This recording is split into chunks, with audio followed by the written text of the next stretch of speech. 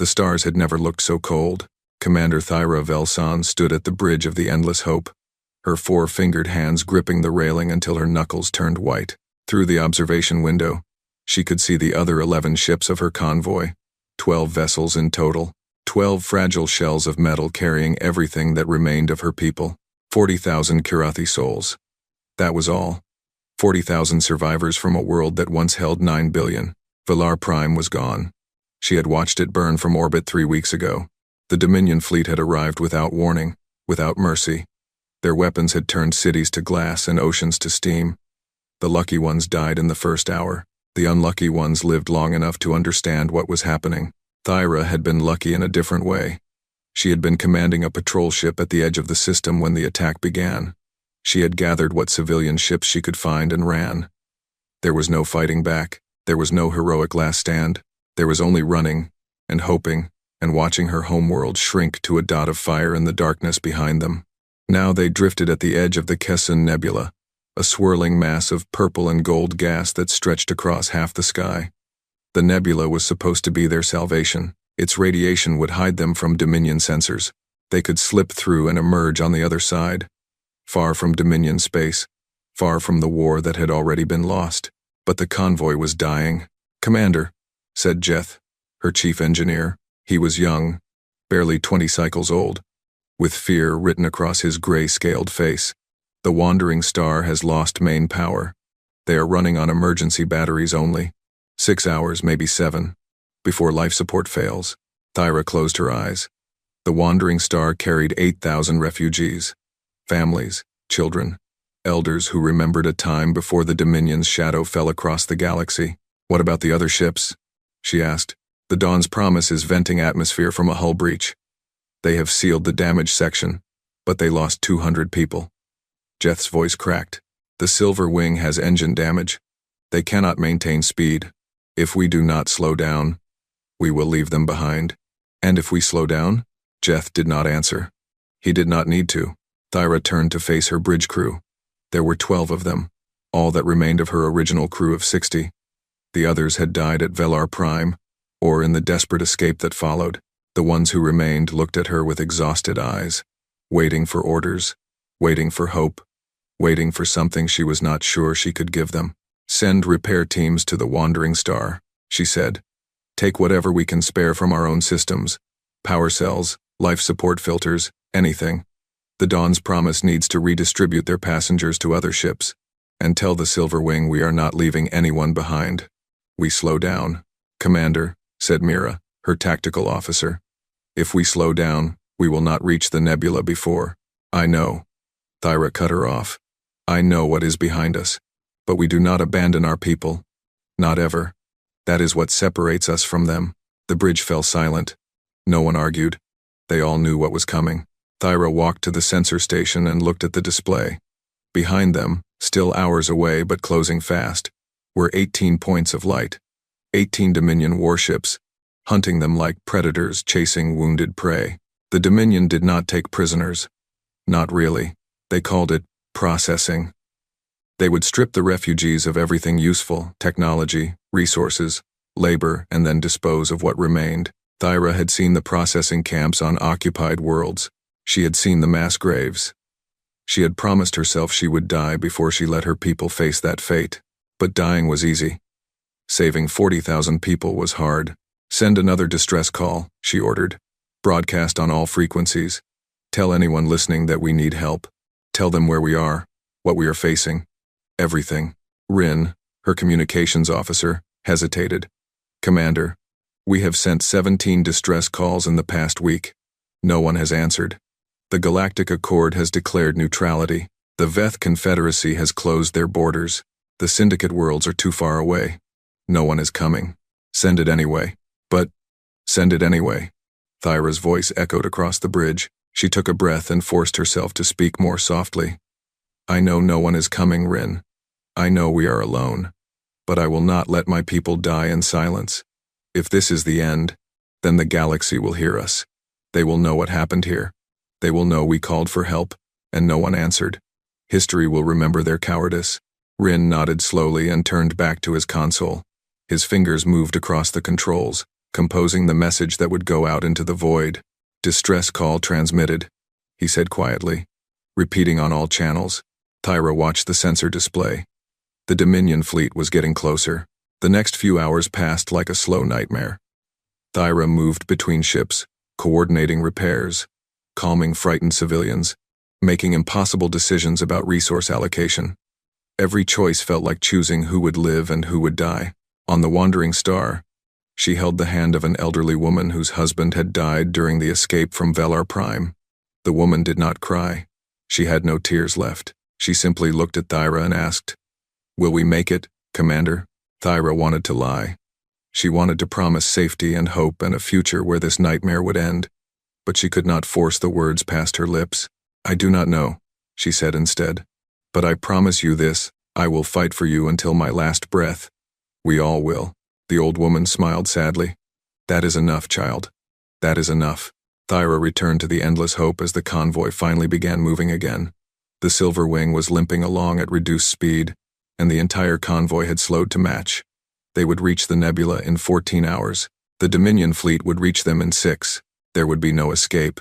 Thyra called her senior officers to the bridge for a final briefing. They gathered around the tactical display, their faces grim.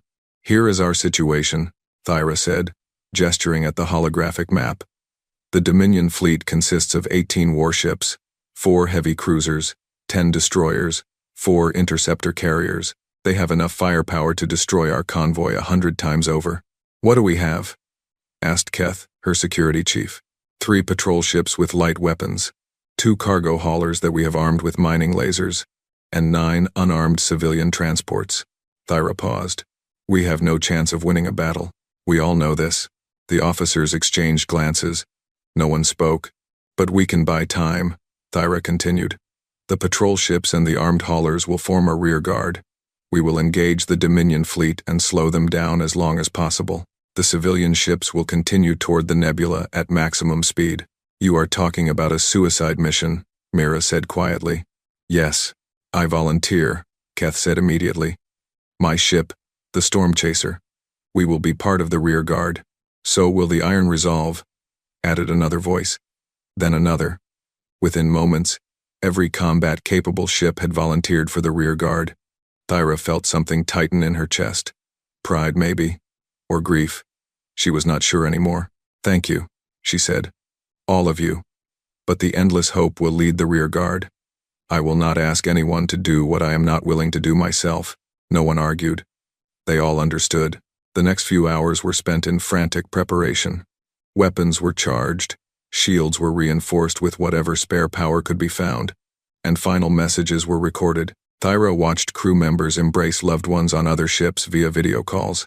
She listened to parents saying goodbye to children. She heard promises to meet again in the afterlife that their people believed in. She did not record a message herself. She had no one left to send one to. When the Dominion fleet finally appeared on visual sensors, Thyra was standing on the bridge of the Endless Hope, her hands steady, her heart cold. "All rear guard ships, form up on my position," she ordered. "Civilian convoy, proceed to the nebula at maximum speed. Do not stop. Do not look back." The convoy split apart. 9 ships accelerated toward the distant purple glow of the nebula. 5 ships turned to face the oncoming darkness. The Dominion fleet was beautiful in a terrible way. Their ships were sleek and elegant, with curved hulls that gleamed like polished obsidian. They moved in perfect formation, 18 instruments of death arranged in a pattern that spoke of absolute confidence. A transmission came through. Thyra accepted it, and a face appeared on the main view screen. The Dominion commander was a Veth, a tall, pale creature with 6 eyes arranged in a circle around its face. It smiled, revealing rows of needle-sharp teeth. "Commander Velsan," it said, "I am Fleet Admiral Kexthran of the Dominion 3rd Expansion Fleet. I see you have chosen to make a stand. How noble. How pointless. What do you want, Admiral?" Thyra asked, keeping her voice flat. "I want you to surrender. Order your convoy to stop, power down their engines, and prepare for processing. If you comply, I promise the processing will be quick. If you resist, we will destroy your military ships and take the civilians anyway, but we will make the processing much less pleasant." Thyra stared at the 6-eyed face on her screen. She thought about the old woman on the wandering star. She thought about the children sleeping in crowded cargo holds. She thought about her homeworld burning. "I have a counteroffer," she said. "Turn around. Leave this sector. Let my people go." The Dominion admiral laughed. It was an ugly sound, wet and rasping. "And why would I do that? Because if you do not, I will make you regret ever being born." The admiral stopped laughing. Its 6 eyes narrowed. "You have 5 ships against 18. You have no support, no reinforcements, no hope. The galaxy has abandoned you, Commander. The Galactic Accord hides behind their treaties. The other species cower in their corners. No one is coming to save you." Thyra smiled. It was a bitter smile, full of rage and sorrow. "Maybe not. But I will teach you something today, Admiral. Something your Dominion has forgotten in all your years of conquest. It does not matter how big your fleet is. It does not matter how powerful your weapons are. When you corner a wounded animal, when you take everything it has, when you leave it nothing to lose, that is when it becomes the most dangerous thing in the universe." She cut the transmission. "All ships," she said calmly. "Weapons free. Target the lead cruiser. Fire at will." The 5 ships of the rear guard opened fire. It was not much. Their weapons were weak, their shields were failing, and they were outnumbered nearly 4 to 1. But they fought with a fury that surprised even Thyra.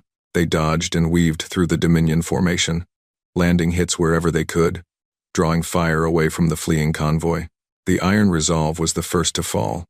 A Dominion cruiser caught it with a full broadside, and the small patrol ship vanished in a ball of flame. Thyra watched it die on her sensors and forced herself to keep going. The Storm Chaser managed to take down 2 Dominion interceptors before it was overwhelmed. Keth's final transmission was just 2 words, for Valar. One by one, the rearguard ships fell. The 2 armed haulers lasted longer than anyone expected, their mining lasers proving surprisingly effective against the smaller Dominion ships. But eventually, they too were destroyed, and then only the Endless Hope remained. Thyra's ship was burning. Half her crew was dead, her weapons were nearly depleted, and her shields were gone. But she kept fighting, kept moving, kept drawing the Dominion fleet away from the fleeing convoy. It was not enough. She watched on her sensors as a group of Dominion interceptors broke off from the main fleet and accelerated toward the civilian ships. They would reach the convoy long before it reached the nebula. "No," she whispered. "No. No. Commander," Rin shouted from the communication station. "I am detecting something strange. There is a signal coming from the nebula." "The convoy?" "No, Commander. It is coming from deep inside the nebula, and it is not Kirathi. It is, I do not recognize the language."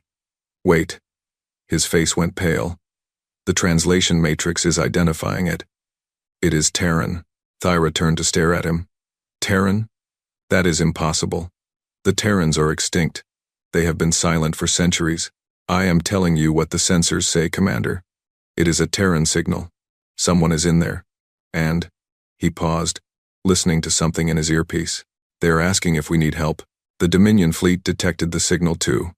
Thyra heard Admiral Kexthran's voice crackle over the open channel, filled with contempt. "A human ship? Those primitive animals? We thought they had all died out. Let them come, Commander. We will add their wreckage to yours." Thyra looked at the sensor display.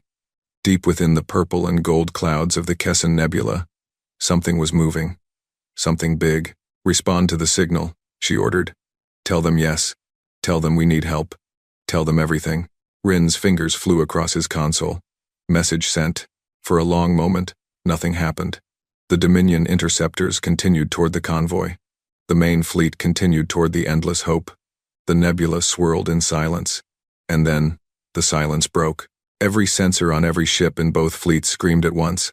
Mass readings spiked to impossible levels. Energy signatures blazed like newborn stars. Something was coming out of the nebula. Something ancient. Something powerful. Something angry. The Dominion Admiral's voice came over the channel again.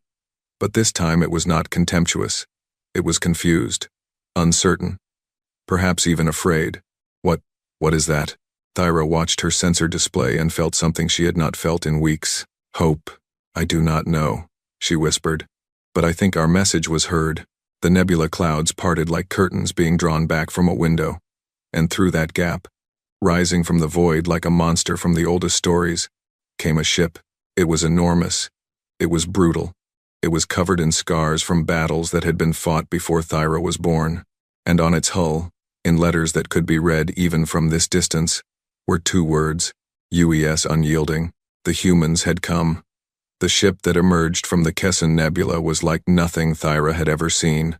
She had studied warship designs from across the galaxy during her years at the Kirathi Naval Academy. She knew the elegant curves of Veth battlecruisers, the geometric precision of Syndicate destroyers, the organic shapes of the ancient Tholian vessels. Every species built ships that reflected their nature, their values, their aesthetics, their souls. This ship had no elegance. It had no grace. It was a brutal thing, all sharp angles and heavy armor and weapons that bristled from its hull like thorns on a wounded beast. Its surface was scarred with the marks of countless battles, burn marks from plasma fire, impact craters from kinetic rounds, patches of hull plating that did not quite match the rest.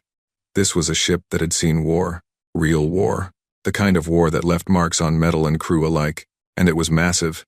The Unyielding was easily 3 times the size of the largest Dominion cruiser. It should have been impossible for such a massive vessel to move with any speed, but it glided through space with a smoothness that suggested engines far more advanced than its brutal exterior implied. On the bridge of the Endless Hope, Thyra's crew stared at the viewscreen in stunned silence. "That is a human ship," Mira said, her voice barely above a whisper. I thought the humans were gone. Everyone said they were extinct. Everyone was wrong," Thyra replied. She did not take her eyes off the approaching vessel.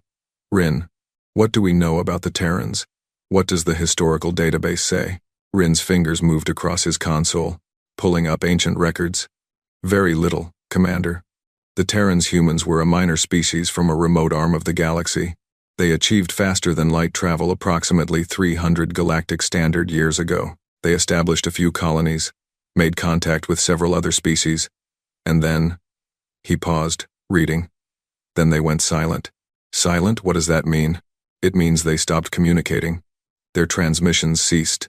Their ships stopped appearing in known space. The Galactic Accord sent a survey vessel to their homeworld about 200 years ago, but it found nothing, just empty stations and abandoned colonies. Most historians assumed they had destroyed themselves in a war, or fallen victim to some disaster. The official classification was extinct species. No further contact required." Thyra frowned. "Extinct species do not build warships like that." "No, Commander, they do not." The Dominion fleet had stopped its advance. All 18 warships hung motionless in space, their weapons still trained on the Kirathi convoy, but their attention clearly focused on the new arrival. Thyra could imagine the confusion on their bridges. The Dominion had spent centuries conquering the galaxy, and they had done so by knowing everything about their enemies. They had databases full of weaknesses, tactics, vulnerabilities. They knew exactly how to defeat every species they encountered. They did not know anything about humans. Admiral Kexthron's voice came over the open channel. The contempt was still there, but now there was a note of uncertainty beneath it. "Human vessel, you are interfering in Dominion affairs. This convoy belongs to us. These Kirathi are property of the Dominion Empire. Withdraw immediately, or you will be destroyed." For a long moment, there was no response. Then a new voice came over the channel. It was a female voice, speaking in Galactic Common with an accent that Thyra did not recognize. It was calm, steady, and utterly without fear. "Dominion Fleet, this is Captain Elena Reyes of the Terran Alliance vessel Unyielding. I am here to respond to the Kirathi distress call." "You have no authority here, human," Admiral Kexthron snarled. "The Kirathi are not your concern. Leave now, or share their fate." "I was not asking for permission." The channel went silent. On Thyra's sensor display, she watched the Unyielding continue its slow advance. It moved between the Dominion fleet and the Kirathi convoy, placing itself directly in the line of fire. "Commander," Rin said, "the human ship is hailing us directly. Put it through." The view screen flickered, and Thyra found herself looking at a human face for the first time in her life.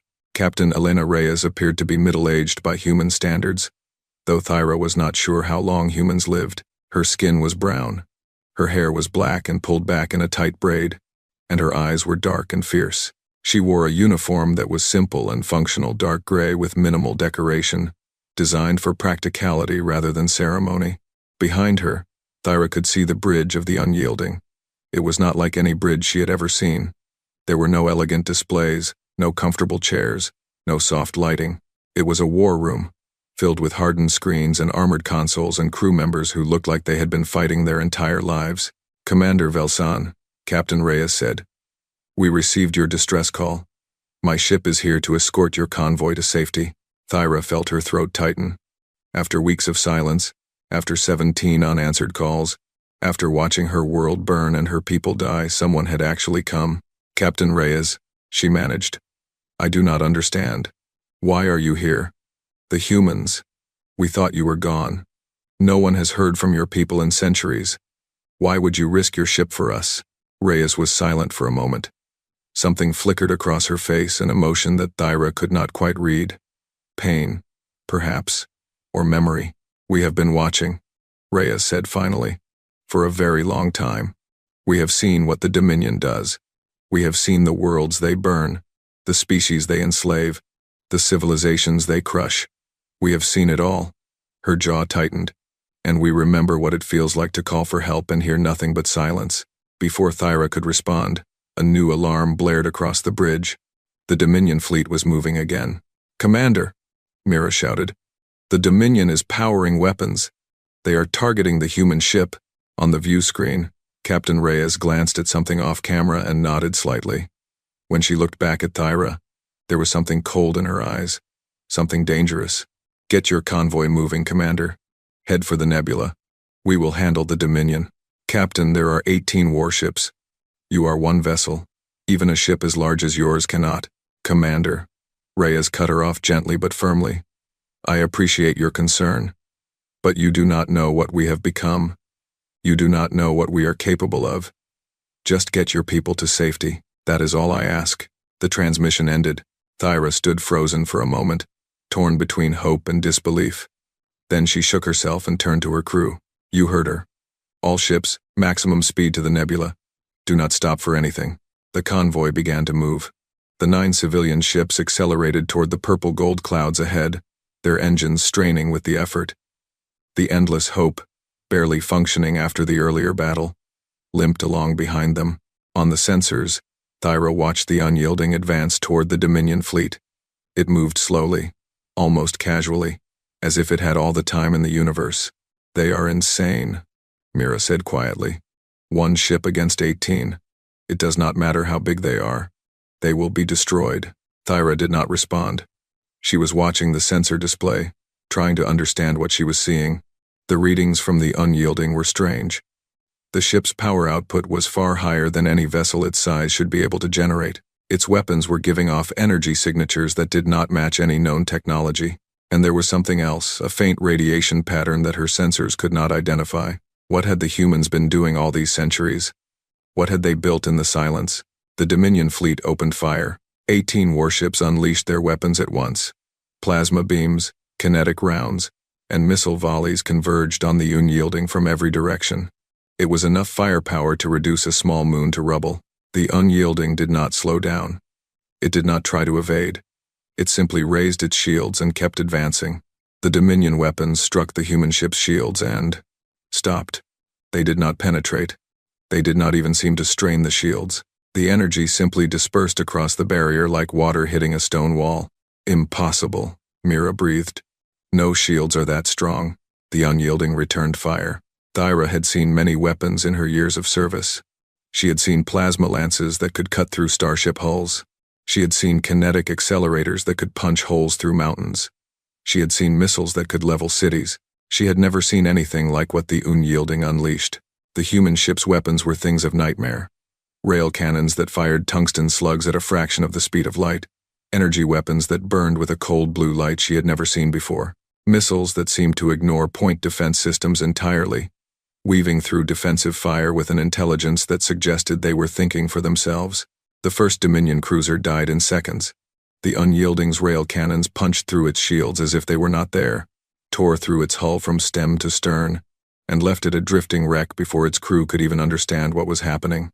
The second cruiser followed moments later. Then the third. The Dominion fleet scattered. Their perfect formation broke apart as captains tried to escape the slaughter. Some tried to flee. Some tried to fight back. Some simply froze, paralyzed by a fear they had never known before. None of it mattered. The Unyielding moved through the Dominion fleet like a predator through a herd of prey. It was not fast, not compared to the smaller Dominion ships, but it did not need to be. Its weapons had range and power that made evasion meaningless. Its shields absorbed everything the Dominion could throw at it, and its crew knew exactly what they were doing. Thyra watched the battle unfold on her sensors and felt something she did not have a name for. It was not just relief. It was not just gratitude. It was something deeper, something almost frightening. This was what humans were capable of. This was what they had become in their centuries of silence. While the galaxy had forgotten them, while the Dominion had conquered world after world without opposition, the humans had been waiting, building, preparing.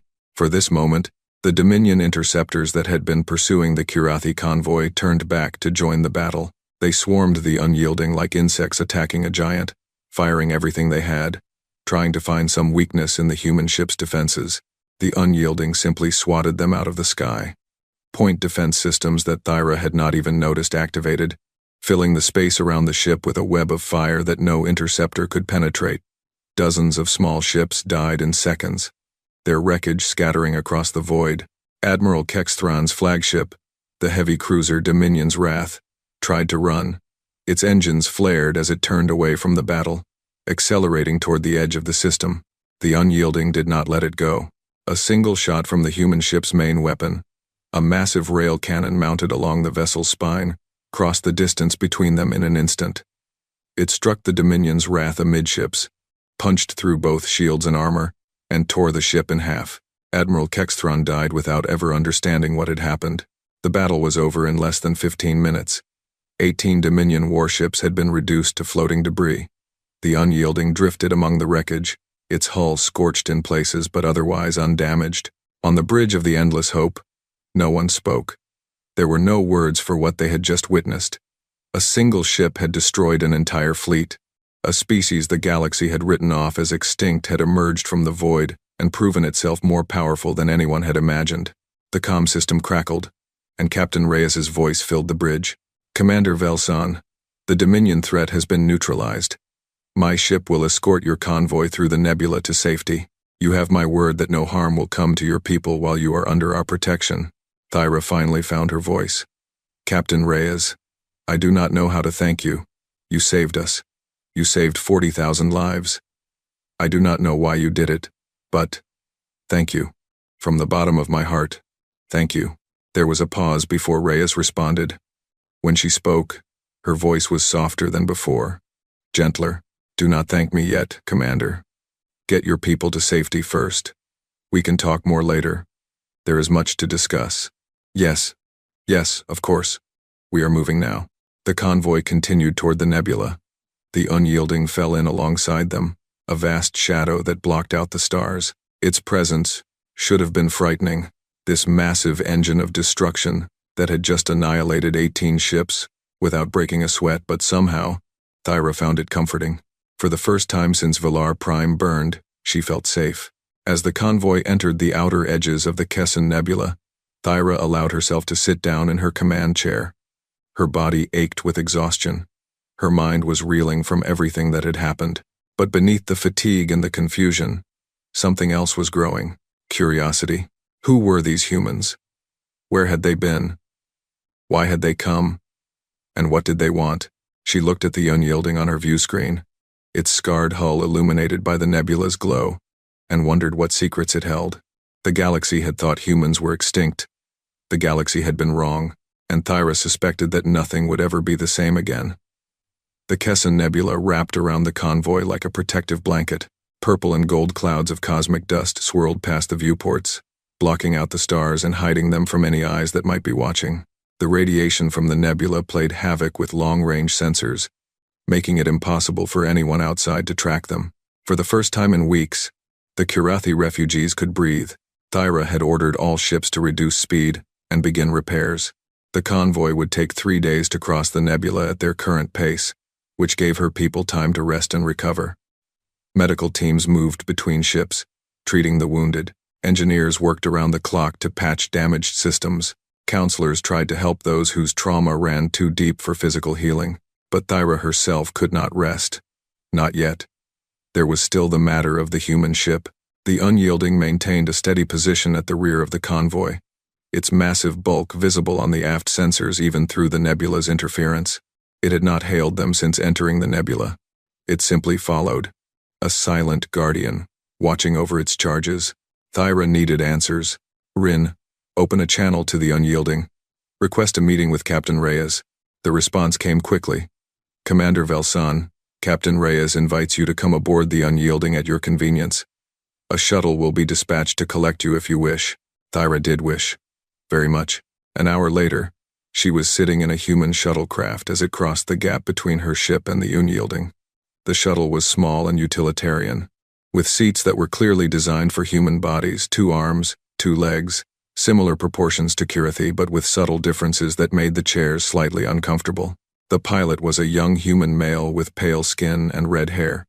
He had introduced himself as Lieutenant Chen and had said almost nothing since then. Thyra studied him as they flew, trying to learn what she could about humans from this single example.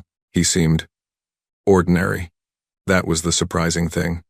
No strange features, no obvious signs of the technological marvel he represented. He was just a young man doing his job, occasionally checking instruments and making small adjustments to their course. But his ship had destroyed 18 Dominion warships in 15 minutes. His people had hidden from the galaxy for 300 years, building weapons that made the Dominion look like primitives. There was nothing ordinary about that. The shuttle approached the Unyielding, and Thyra got her first close look at the human vessel. It was even more impressive up close. The ship's hull was covered in a material she did not recognize, something dark and metallic that seemed to absorb light rather than reflect it. Sensor arrays and weapon mounts dotted the surface at irregular intervals, each one looking like it had been added when needed, rather than planned from the beginning. This was a ship that had evolved over time, growing stronger with each battle, each modification, each hard-won lesson.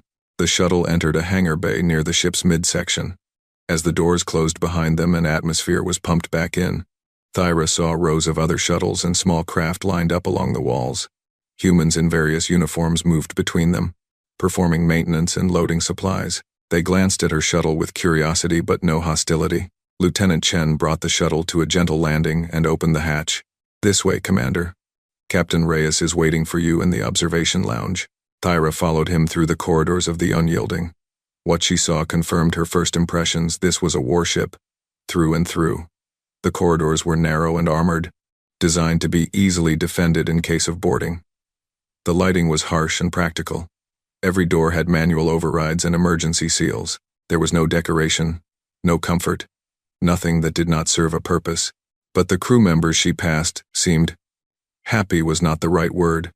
Content, perhaps. They moved with purpose and confidence, nodding to each other and to Lieutenant Chen as he led her through the ship.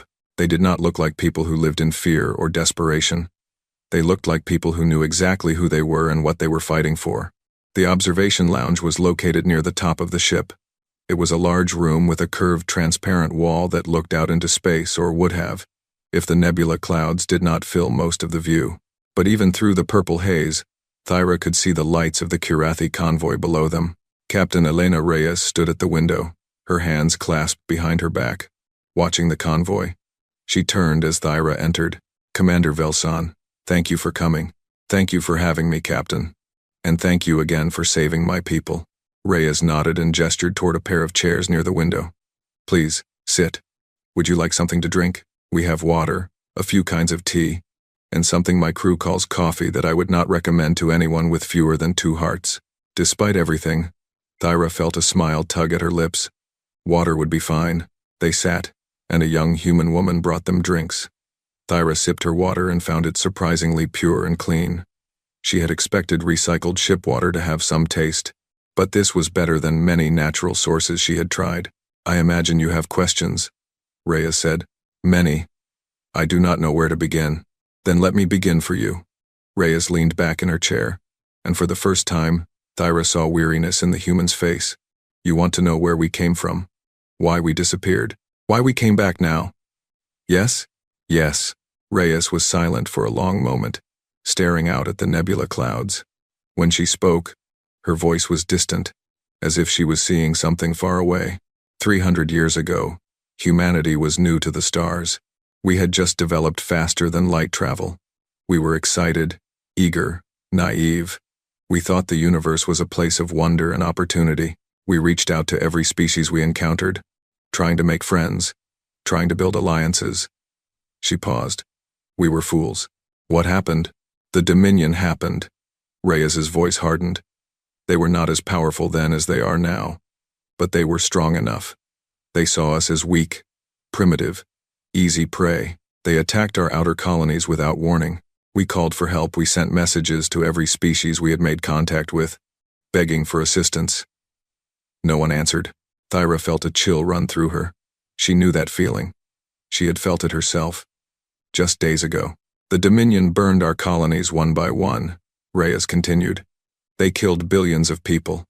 Men, women, children, it did not matter to them. We were just animals to be slaughtered.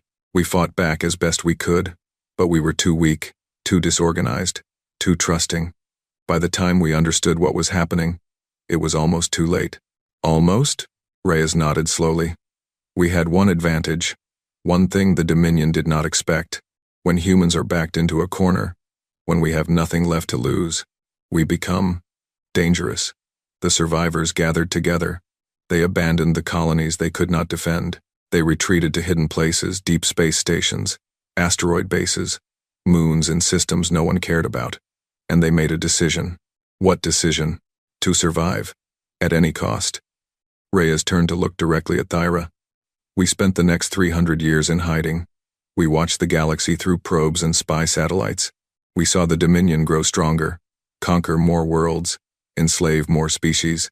We saw other civilizations call for help, just as we had, and we saw no one answer, just as no one had answered us. And while we watched, we built. She gestured around at the ship that surrounded them. We built ships, weapons, technology. We poured everything we had into making ourselves strong enough that no one would ever prey on us again. We made advances that would have been impossible if we had remained part of the galactic community because we had no rules, no treaties, no limitations. Just the single-minded goal of survival. Why did you not return sooner? Thyra asked. If you became this powerful, why did you not come back and fight the Dominion? Because we were not ready. Reyes's voice was heavy with regret. Building ships takes time. Training crews takes time. Learning how to fight a war across hundreds of star systems takes time, and we needed to be sure. We could not afford to reveal ourselves too soon, before we were strong enough to finish what we started. If we had failed, the Dominion would have hunted us to extinction. So what changed? Why now? Reyes was silent for a long moment. Then she reached into her pocket and pulled out a small device. She pressed a button, and a holographic image appeared in the air between them. It was Thyra's distress call. Her own face, exhausted and desperate, pleading for help that she had been sure would never come. I was patrolling the edge of the nebula when this came through, Reyes said quietly. Your message, your voice. I heard you say that no one was coming, that your people were going to die, that the galaxy had abandoned you. She paused, and I remembered.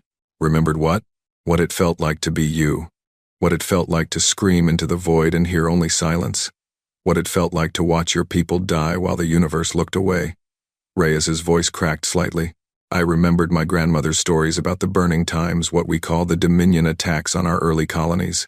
I remembered my father telling me about the day they fled Earth's last colony, running from ships that were faster and stronger and showed no mercy. She looked at Thyra with eyes that burned with something Thyra could not quite name. Rage, perhaps, or sorrow, or both. I could not save my ancestors. I could not save the billions who died before I was born. But I could save you. So I did. Thyra did not know what to say. She had expected many explanations, strategic calculations, political maneuvering, hidden agendas. She had not expected this. This was personal. This was pain that had been carried for generations. Finally finding an outlet. Captain, she said slowly, you said you needed to be strong enough to finish what you started. What does that mean? What are you planning? Reyes stood and walked to the observation window. She looked out at the convoy below, 40,000 Kirathi lives that had been saved by human intervention. "The Dominion has ruled this galaxy through fear for too long," she said. "They have conquered because no one has been willing to stand against them. No one has been strong enough. No one has been angry enough." She turned back to Thyra. "We are both. You mean to fight them? Really fight them? Not just one battle, but a war? Yes. You cannot win. Even with all your power, the Dominion spans hundreds of worlds. They have thousands of ships, billions of soldiers. One vessel, no matter how advanced, cannot defeat an empire." Reyes smiled. It was a thin smile, but there was no humor in it, only cold determination. Who said anything about one vessel? She pressed another button on her device, and the hologram changed. Instead of Thyra's distress call, it now showed a star map. Thyra recognized the region, the outer rim of the galaxy, far from Dominion space, far from any major civilization. But the map was covered in tiny dots of light. Hundreds of them, maybe thousands. "What am I looking at?" Thyra asked. "Human ships, human stations, human colonies. This is what we have been building for 300 years. Reyes pointed at one dot, then another. Shipyards capable of producing dreadnoughts like the Unyielding in months instead of years. Military academies that have trained generations of soldiers who have never known anything but preparation for war. Research facilities that have developed weapons the Dominion cannot even imagine. And people, millions of people who have been waiting their entire lives for the moment when we finally come out of the shadows." Thyra stared at the map, trying to comprehend what she was seeing. This was not a single ship coming to help. This was an entire civilization. A civilization that had been hiding in plain sight, building its strength, biding its time.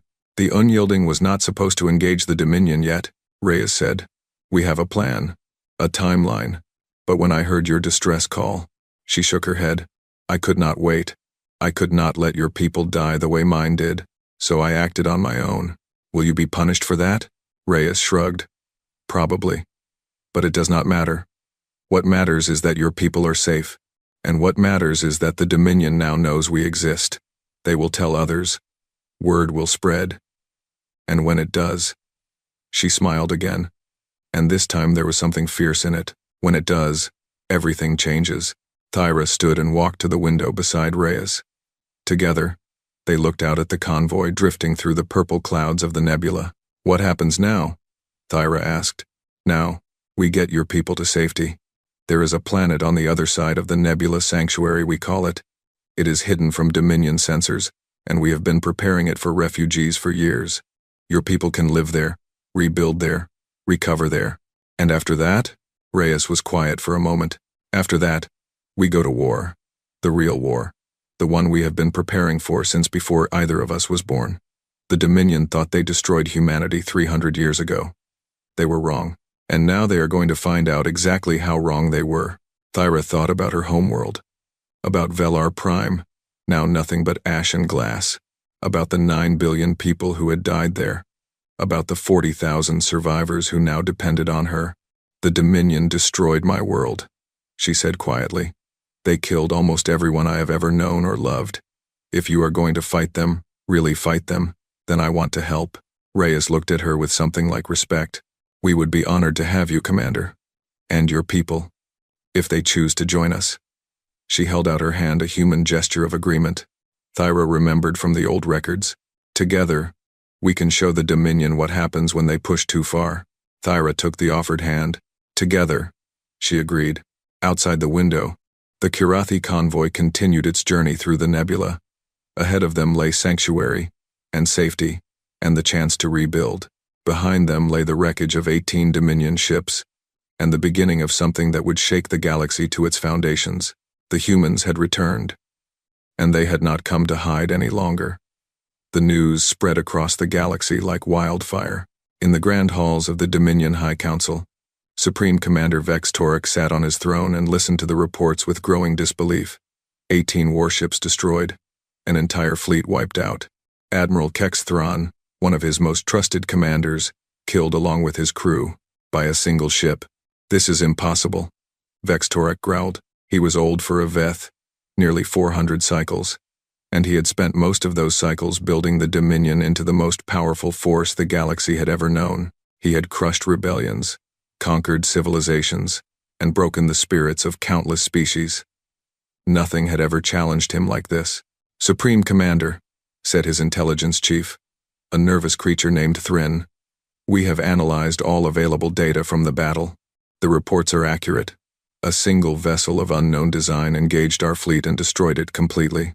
And you are telling me this vessel was human?" "Human?" Vex Torak's voice dripped with contempt. "The humans were vermin. We exterminated them 300 years ago." "It appears we did not exterminate all of them, Supreme Commander." Vex Torak slammed his fist against the arm of his throne. The sound echoed through the council chamber, and several advisors flinched. "Find them," he ordered.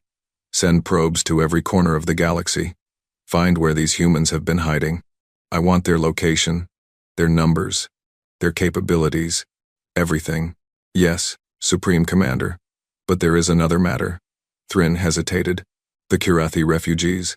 They escaped into the Kesson Nebula with the human ship. Our sensors cannot track them.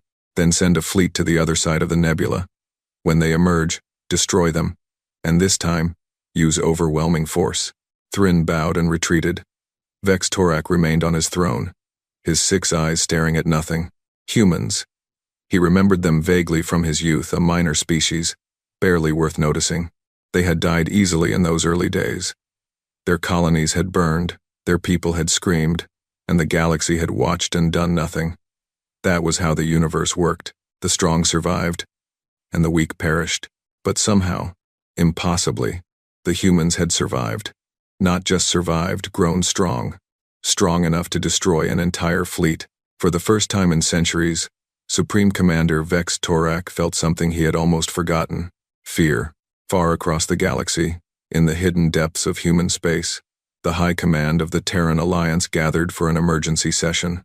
The command center was located deep within an asteroid field, protected by layers of defensive systems and sensor jamming that would have required a fleet to penetrate. Holographic displays showed tactical information from dozens of sectors.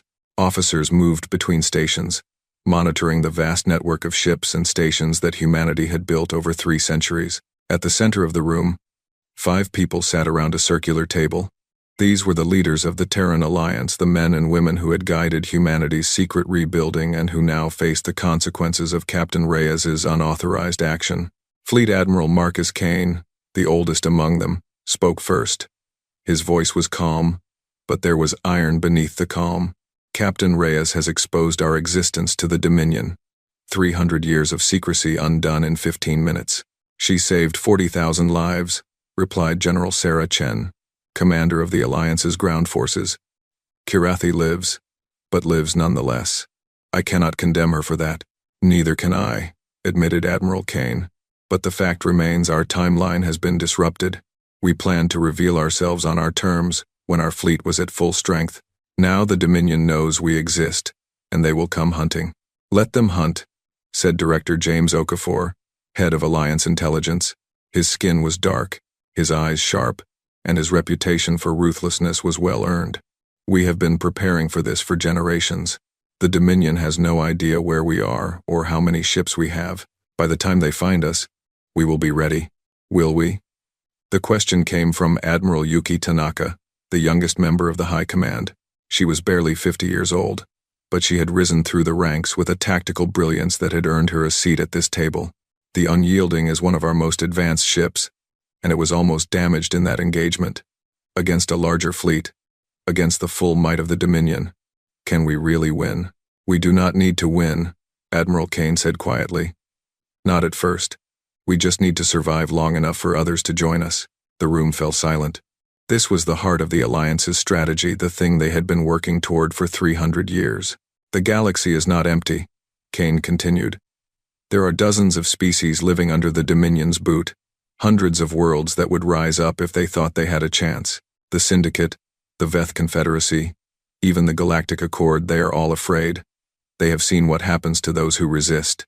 But if we can show them that resistance is possible, if we can prove that the Dominion can be hurt, can be defeated, they might find their courage," General Chen finished. "Exactly. The Kirathi convoy was a beginning.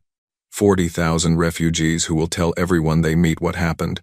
A human ship came out of nowhere and destroyed an entire Dominion fleet. That story will spread, It will give people hope. And hope is the one thing the Dominion has never been able to destroy. The High Command considered this in silence. Finally, Director Okafor spoke. What about Captain Reyes? What do we do with her? Admiral Kane sighed. She disobeyed orders. She acted without authorization. She compromised decades of planning. He paused. She also demonstrated exactly the values that we have been trying to preserve all these years. Courage, compassion, the willingness to act when others will not. So we promote her, give her a task force, send her back out there to make more trouble for the Dominion. If she is going to force our hand, then we might as well make use of her talents. Slow nods moved around the table. It was decided. 3 days after the battle, the Kirathi convoy emerged from the far side of the Kesson Nebula. The planet that awaited them took Thyra's breath away. Sanctuary was beautiful. It was a world of blue oceans and green continents, with 2 small moons orbiting in the distant sky. It looked like something from a dream, a paradise hidden at the edge of known space. We found it about 200 years ago, Captain Reyes explained as the convoy approached. She was standing beside Thyra on the bridge of the Endless Hope, watching the planet grow larger on the view screen. An uninhabited world with perfect conditions for life. No intelligent species, no Dominion presence, nothing to attract attention. We have been terraforming the more barren regions and building infrastructure for decades, preparing for the day when we would need to offer shelter to refugees. You were planning this, even before you revealed yourselves. We were planning for everything. Reyes smiled slightly. One thing we learned from our past is that hope is not enough. You need preparation, you need resources, and you need safe places for people to run to when things go wrong. As the convoy entered orbit, Thyra saw the evidence of human preparation everywhere. Space stations circled the planet, ready to receive ships for repairs and resupply. Shuttle traffic moved constantly between the surface and orbit. On the ground, she could see the lights of cities not large, but established, permanent. The Kirathi were not the first refugees to come here. They would not be the last. Landing was a blur of activity. Human ground crews guided the Kirathi shuttles to prepared landing zones. Medical teams were waiting to receive the wounded. Social workers and translators helped the exhausted refugees find temporary housing. Everything was organized, efficient, professional. Thyra walked among her people as they took their first steps on solid ground in weeks. She saw children laughing as they felt gravity again.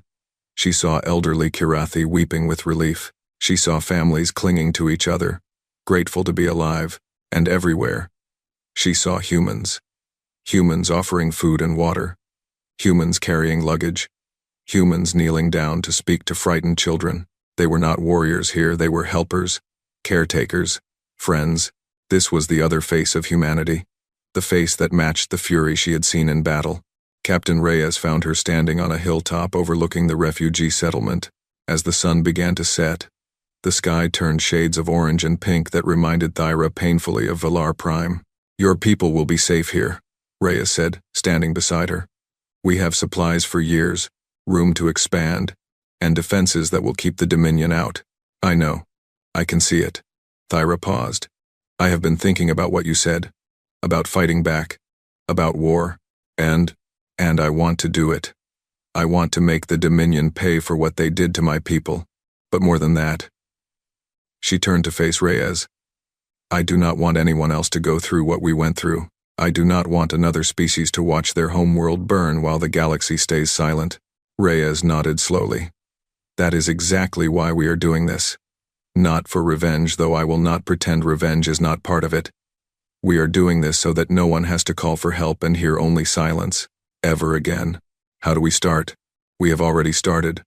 The story of what happened at the nebula is spreading. My superiors were angry at first, but they have come around. They are sending more ships to patrol Dominion space, looking for opportunities to help, to fight, to show that the Dominion is not invincible. More ships? How many? Reyes smiled. Enough to make the Dominion very nervous, and we are not going to be alone. Already, we have received messages from resistance groups on a dozen Dominion-occupied worlds. They have heard the story. They want to know if it is true. They want to know if there is really a force strong enough to challenge the empire that has crushed them for so long. What did you tell them? The truth. We told them that humanity is back, and we are not going anywhere. Over the following weeks, The shape of things to come became clearer. Human ships appeared in Dominion space with increasing frequency, striking at supply convoys, ambushing patrol fleets, and vanishing before reinforcements could arrive. Each attack was surgical, precise, devastating, and each attack sent a message. The Dominion was not unstoppable. The message spread.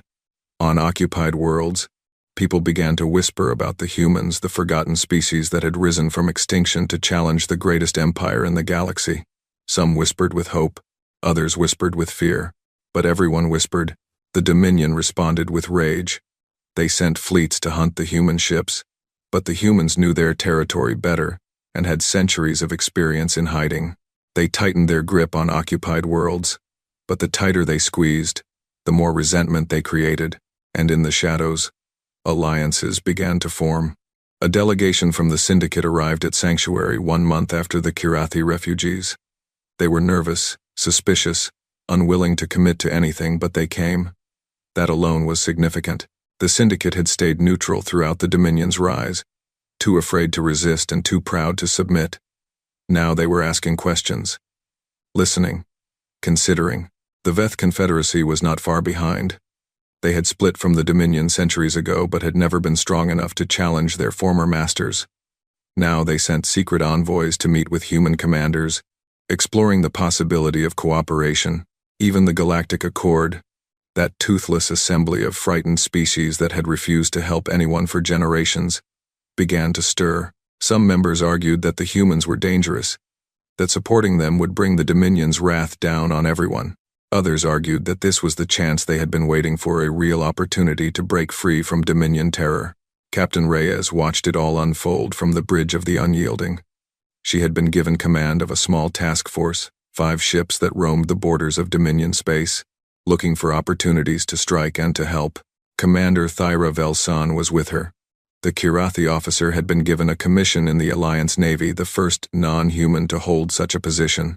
She was learning human tactics, human technology, human ways of war, and she was teaching the humans about the Dominion in return. They were an effective team. The Kirathi understood how the Dominion thought, where their weaknesses were, how they could be hurt. The humans had the firepower and the fury to exploit those weaknesses. Together, they were becoming a legend. "New contact," reported the Unyielding sensor officer one evening. "Dominion patrol fleet, 6 ships. They are on an intercept course with a civilian transport. Looks like refugees." Reyes and Thyra exchanged glances. "Whose refugees?" Thyra asked, reading their transponder now. "They are Valkyrie. Their homeworld was just conquered by the Dominion last month. Estimated survivors aboard, 12,000. 12,000 souls, fleeing for their lives. The same story that had played out 1,000 times across the galaxy. The same story that had played out for Thyra's people. "Can we reach them in time?" Reyes asked. "It will be close, Captain. Very close." Reyes looked at Thyra. The Kirathi woman nodded. "All ships, maximum speed," Reyes ordered. "We have people to save." The task force leaped forward, racing toward the distant point of light, where 12,000 strangers were about to discover what 40,000 Kirathi had already learned. No one calls for help unanswered. Not anymore. 6 months had passed since the day a human warship rose from the Kesson Nebula and changed the galaxy forever. Commander Thyra Velsan stood on the observation deck of the Unyielding, watching the stars drift past. So much had changed since that desperate day when she had sent her last distress call into the void, certain that no one would answer. She was not the same person she had been then. The fear that had gripped her heart had been replaced by something else: purpose, determination, and a fierce hope that burned brighter with each passing day. The door behind her opened, and Captain Elena Reyes walked in. The human commander moved to stand beside Thyra at the window. 2 warriors who had become something closer to sisters in the months of fighting together. "You should be sleeping," Reyes said. "Tomorrow is going to be a long day." "I could not sleep. Too much on my mind." Thyra turned to face her. "Is it true what they are saying? About the Dominion fleet?" Reyes nodded slowly. "It is true. Our scouts confirmed it this morning. The Dominion is gathering a massive fleet at the Corva sector, over 200 warships, the largest force they have assembled in a century. They are coming for us. They are coming for all of us. Everyone who has defied them, everyone who has given people hope, Reyes's voice was calm, but Thyra could see the tension in her shoulders. Supreme Commander Vex Torak is leading the fleet personally. He wants to make an example. He wants to crush us so completely that no one will ever dare to resist again. Thyra thought about everything that had happened in the past 6 months. The rescues, the battles, the growing alliance of species that had found the courage to stand together. The Syndicate had finally joined forces with the Alliance. The Veth Confederacy had committed a fleet of their own. Even some members of the Galactic Accord had found their backbone and contributed ships. It was not enough. Against 200 Dominion warships, their combined fleet was still outnumbered nearly 2-1. Can we win? Thyra asked quietly. Reyes was silent for a long moment. When she spoke, her voice was honest. I do not know, but I know that we have to try. If we run, if we hide, then everything we have built will fall apart. The Dominion will hunt us down one by one. The Alliance will shatter, and the galaxy will go back to what it was before, a place where the weak are crushed and no one dares to help. Then we fight. Then we fight. Reyes turned to look at Thyra. Whatever happens tomorrow, I want you to know that it has been an honor serving with you. You are one of the finest officers I have ever known, human or otherwise. Thyra felt her throat tighten. The honor has been mine, Captain. You saved my people. You gave us a second chance. I will never forget that. They stood together in comfortable silence, watching the stars. The next day, the combined fleet of the Alliance and its partners gathered at the edge of the Corva sector. Thyra had never seen so many ships in one place. Human dreadnoughts floated alongside sleek Syndicate cruisers and heavy Veth battleships. Smaller vessels from a dozen other species filled the gaps between them, each one representing a people who had decided that they would rather die fighting than live on their knees. From the bridge of the Unyielding, Thyra could see the Dominion fleet approaching in the distance. 200 warships, arranged in perfect formation, their dark hulls gleaming with menace. At their center was the largest ship she had ever seen, the Dominion Eternal, Supreme Commander Vex Torak's personal flagship. It was a mountain of metal and firepower, larger than any vessel in the Alliance fleet. All ships report ready, announced the Unyielding's communications officer. The fleet is awaiting your orders, Captain. Reyes stood at the center of the bridge, her back straight, her eyes fixed on the approaching enemy. She had been promoted to Commodore after her actions at Sanctuary, but she still commanded the Unyielding. It was her ship. It was where she belonged. Open a channel to all ships, she ordered. The channel crackled to life.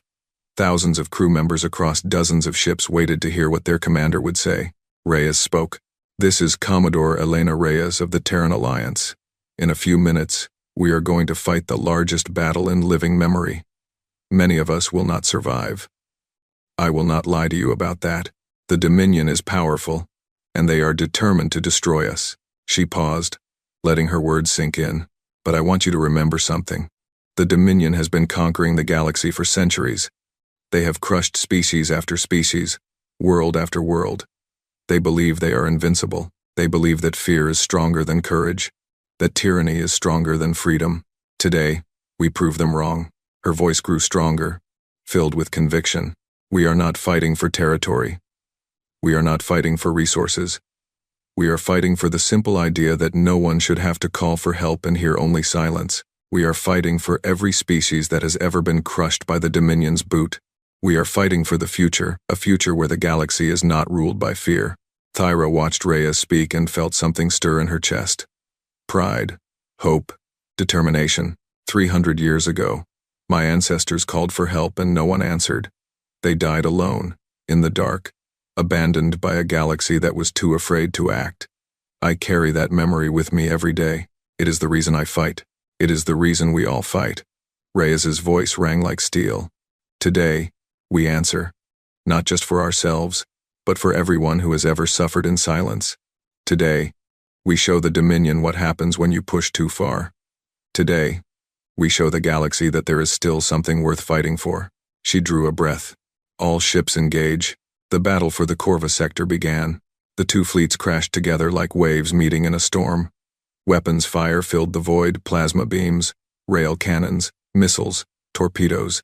Ships exploded. Ships died. The darkness of space was lit up by 1,000 individual fires. The Unyielding led the Alliance charge, its massive hull absorbing punishment that would have destroyed lesser ships. its weapons carved through Dominion cruisers like a blade through cloth. Around it, human ships fought with a ferocity that shocked even their allies. But the Dominion was not without teeth. Their ships were powerful, their crews well-trained, and their commander was one of the most experienced warriors in the galaxy. Slowly, relentlessly, they began to push back. Thyra watched from her station as friendly ships were destroyed one after another. A Syndicate cruiser vanished in a ball of fire. A Veth battleship was torn apart by concentrated fire from 3 Dominion destroyers. The smaller ships were being picked off, their courage no match for the overwhelming firepower they faced. "We are losing," she said quietly. Reyes did not respond immediately. Her eyes were fixed on the tactical display, watching the battle unfold. Then she saw something that made her smile. "Look," she said, pointing at the display. Thyra looked. At first, she did not understand what she was seeing. Then she did, and her heart stopped. Ships were appearing at the edge of the sensor range. Dozens of them. Then hundreds. They were coming from every direction, emerging from faster-than-light travel in waves that seemed endless. Human ships. More than Thyra had ever imagined existed. "The reserves," Reyes said. "High Command has been holding them back, waiting for the right moment, waiting for the Dominion to commit everything." She laughed a fierce, wild sound. "And now they are here." The new arrivals were not alone. Mixed among the human ships were vessels of other designs, ships from species that had not been part of the Alliance until this very moment. Ships that had been waiting, watching, trying to decide if the Resistance had a real chance. Now they had their answer. The tide of battle turned. What had been a desperate last stand became something else, a coordinated assault that struck the Dominion from every angle. The perfect formation that had seemed so intimidating shattered as enemy ships tried to respond to threats coming from all directions. Supreme Commander Vex Torak's voice crackled over the open channel, filled with rage and disbelief. "This is impossible. Where did they all come from? Destroy them. Destroy them all." But his orders could not be followed. The Dominion fleet was fragmenting, breaking apart under the relentless pressure. Ships that had never known defeat were being destroyed by enemies they had dismissed as insignificant. The Unyielding cut through the chaos toward the Dominion Eternal. Reyes had one goal, now ending this battle once and for all. "All weapons, target the flagship," she ordered. Full power, the Unyielding unleashed everything it had. Rail cannons hammered the Dominion Eternal's shields.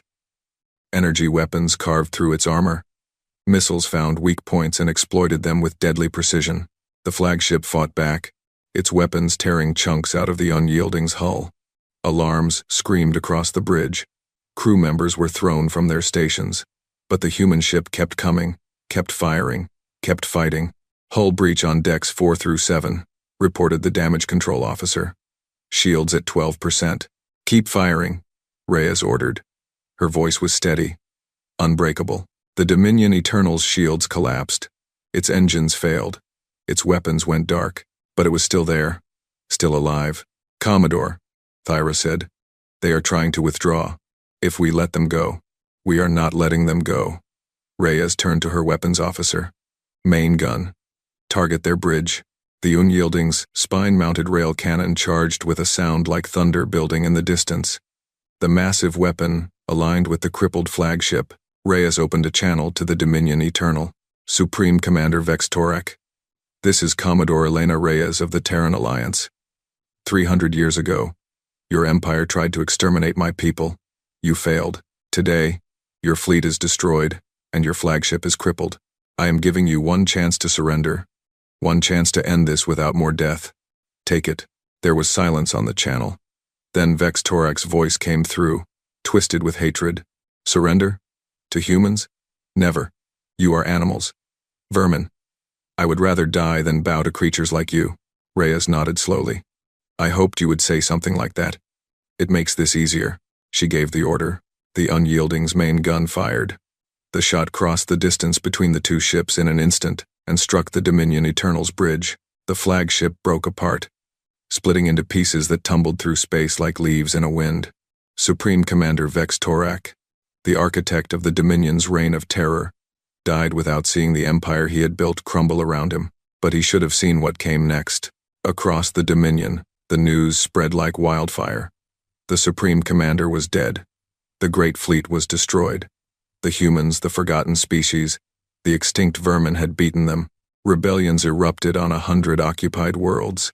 Species that had been crushed into submission for generations rose up and threw off their chains. The Dominion's remaining fleets, scattered and leaderless, could not respond to threats coming from every direction. The empire that had ruled the galaxy through fear collapsed in weeks, not because it was destroyed from without, but because the fear that had held it together evaporated in the face of something stronger: hope. 1 month after the Battle of Corva, Thyra stood on the surface of Sanctuary, looking up at a sky full of stars. The war was not over, not completely. There were still Dominion holdouts, still battles to be fought, still work to be done. But the worst was behind them. The galaxy was changing, and this time, it was changing for the better. Captain Reyes, Commodore Reyes, now Admiral Reyes, walked up to stand beside her. "You are thinking deep thoughts," Reyes observed. "I am thinking about what you said, the first day we met, about how you could not let my people die the way yours did, about how you remembered what it felt like to call for help and hear only silence." Thyra paused. "The Dominion is gone now. The galaxy is free. What will you do next? What will humanity do?" Reyes considered the question. "The same thing we have always done. We will watch, we will wait, and when someone calls for help, we will answer." She smiled, a real smile, warm and human. "That is who we are now. That is who we choose to be." Thyra nodded slowly. She thought about her people, rebuilding on Sanctuary. She thought about the other species, finding their way in a galaxy without the Dominion's shadow. She thought about the future, uncertain, but full of possibility. "My people owe you everything," she said. "I owe you everything. How can we ever repay that?" Reyes turned to look at her, and there was something gentle in her fierce eyes. "Do the same for someone else. Someday, somewhere, there will be a species that needs help, a people calling out into the void, hoping someone will hear. When that day comes, answer, pass it on." She paused. "That is how you repay us. That is how we make sure no one ever has to call for help and hear only silence again." Thyra felt tears building in her eyes. She blinked them back. "I promise," she said. "On my life, and the lives of all my people, we will answer. I know you will." They stood together under the alien stars of Sanctuary, two warriors from different species, bound by something stronger than blood. Above them, ships moved through the darkness, human ships, Kirathi ships, ships from a dozen other species that had found their courage and joined the fight. The galaxy was vast and full of dangers, but it was also full of people who had learned a simple truth: no one has to face the darkness alone. Not anymore. In the void, someone was always listening. Someone was always ready to help, and when the call came, they would rise from the darkness to answer, just as humanity had done, just as they would always do.